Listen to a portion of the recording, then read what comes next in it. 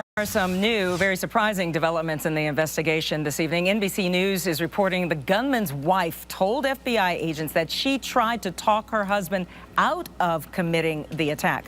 Noor Mateen told agents that she was with her husband when he bought ammunition and a holster. She even admitted that she once drove him to the Pulse nightclub because he wanted to scope it out. And now authorities are weighing whether any legal action will be taken against the wife for not sharing what she knew about this planned attack. Joining me now to talk about this is our legal analyst, Pate. You know, it makes your blood boil, if in fact this is true, to hear all of this happen. So it sounds like she should be charged with something. Will she be, and what would the charge be? Well, there are two different things they could do. Number one, the government could say she was involved at the very beginning. She was aware of what he was going to do. She drove him there. She participated in a conspiracy to commit a terroristic act. That is a separate crime.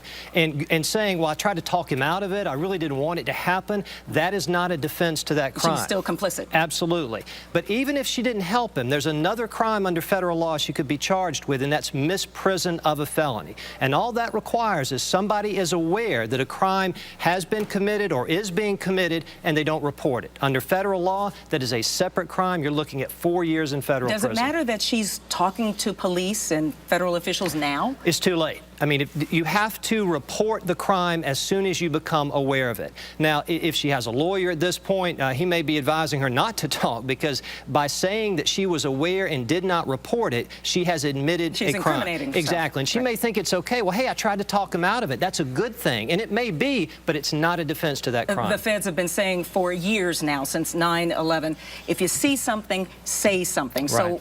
So with that on the table, is she all the more likely to be charged? Absolutely. I cannot imagine the federal government not charging her based on what we know right now, simply to send that message. If you see something, if you know something, you better say something, or you're facing prison time as well. Yeah, they want to make an example out of her and send a message for sure. Let's talk about the shooter.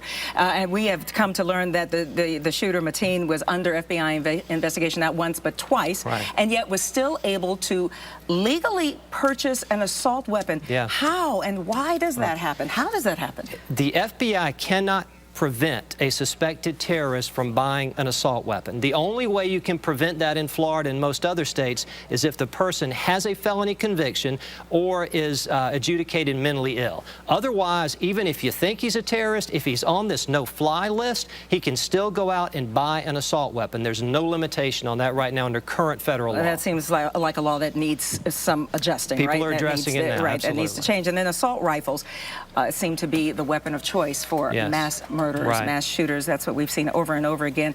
Given the Second Amendment, though, what's the likelihood of a ban on assault weapons? I think the challenge is more political than legal, because the Supreme Court has already passed on a couple of cases challenging assault weapon bans in different states. So if a state wants to ban an assault weapon, absolutely, because the Constitution, according to recent Supreme Court decisions, it does protect a person's right to possess a firearm, but it's not without limitation. We can determine what type of firearm, how you carry that firearm, who can have the firearm. So I think the real challenge here is not legally or constitutionally, but politically. We got to step through the hoops of the politics of all of it. Right. All right, Paige, always good to talk to you. Thank you.